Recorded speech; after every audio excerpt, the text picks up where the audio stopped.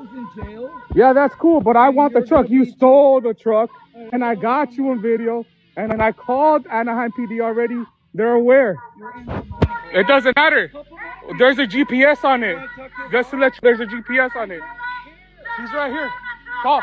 Hey, call the police. According to uploader Luis X Barboza on Instagram, a son would follow a man who allegedly abducted his pops, tracked the truck, and would confront the alleged agent. That's okay. We'll see you in court. Bye, Kevin. This woman revealed the first name of these alleged ICE agents, and it quite literally stopped them in their tracks. Leave me alone! Video obtained by CNN shows federal agents wearing ice vests chasing a woman back to her home in Maria, Louisiana, a suburb of New Orleans. Jacelyn, 22-year-old mother, says she's a U.S. citizen who was born and raised in Louisiana. She asked that her last name not be used to protect her privacy. She says she was walking home from the grocery store when the masked agents attempted to approach her a few feet from her house. Jacelyn can be heard yelling at the men as she runs towards her home. Leave me alone! Moments later, a man identified as Jacelyn's stepfather is heard yelling at the agents before they are seen heading back to a vehicle. Paul, you forget me? No, you're the one making the statue. We weren't even looking for you. So get out of here. Why? So what are you looking for? This is a public area. Okay, but so what? I don't want to speak to you. Well, I don't want to talk to you either. You're the one talking to me. Hispanic people against Hispanic, bro. CNN has reached out to the Department of Homeland Security for more information. This stepfather confronted ICE after they chased a family member of his. They would tuck their tails, get in their cars, and leave. I just came in for my shift and there's a police officer sitting in the hallway waiting for the patient in the OR to come out. So I asked, is the patient in custody? No. Then what are you doing here? And why is none of the staff asking if the patient's in custody? And so then he said, well, I just need to know when he's out of surgery. So he sat there and he waited. And I said, he's out of surgery. You can leave now. And he said, oh, well, I just need to ask him. You can't ask him anything. This is also somebody that's coming out of anesthesia, right? Recovery room, famously. No. And I kicked him out.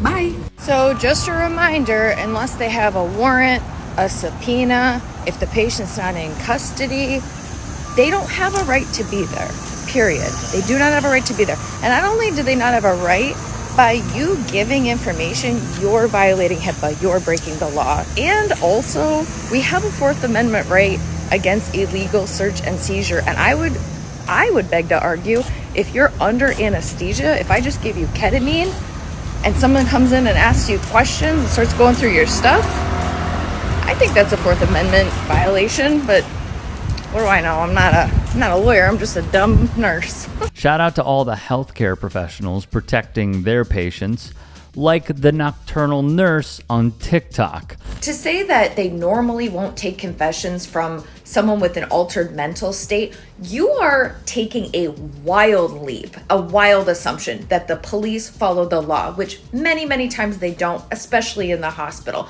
So to assume that they would go, oh, well, this person just can't make legal decisions and can't legally make a statement, I'm gonna step away from the bedside. They definitely aren't gonna do that.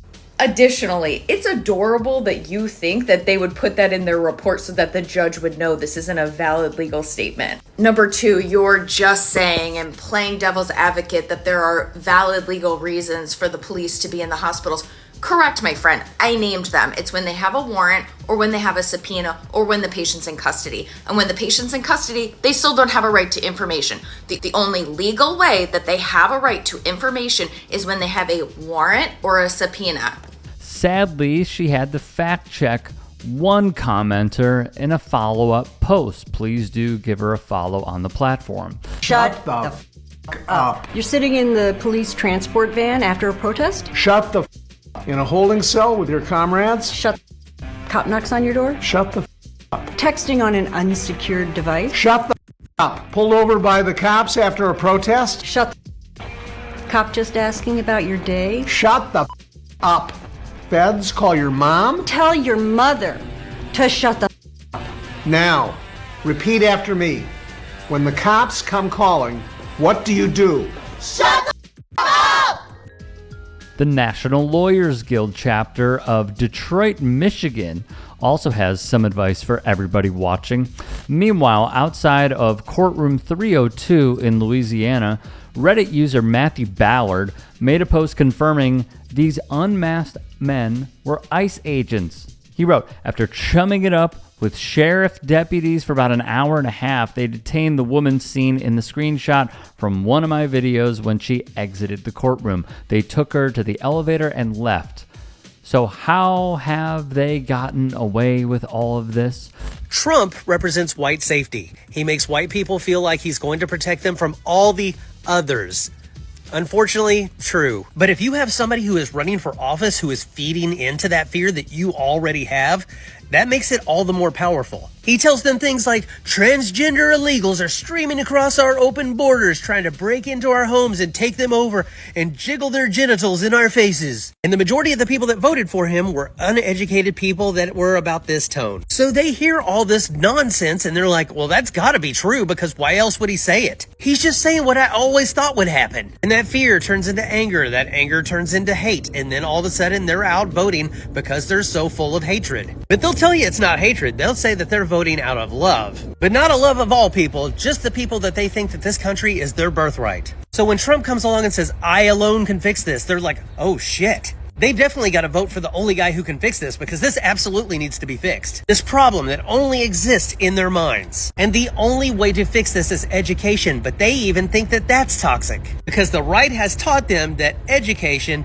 is indoctrination. So they don't want to get too educated, because that might turn them into a liberal, which will make them want to give the country away to people who don't look like them. Well, the godless gardener on TikTok would share a few of his thoughts on the subject.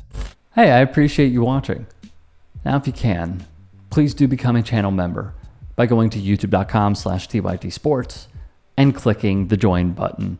If that's too much for you, you can just go to tyt.com/join to become a member.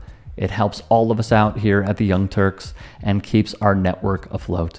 In addition, you could follow me on my socials on Twitter, Instagram, and TikTok. Appreciate the love. Have a great day. Calling out elite people in comedy should be the rule of thumb. I think Donald Trump's hair is actually another creature. Yeah. The hair's like going, good night, Donald. Good night, Donald. There we go. Maybe it goes out. It goes out and makes money while he's asleep. Yeah. There is something about punching down that feels taboo, and punching up is the way to go. Crack's not really my thing, but if it was, it would be fine if I was on that side. Wow.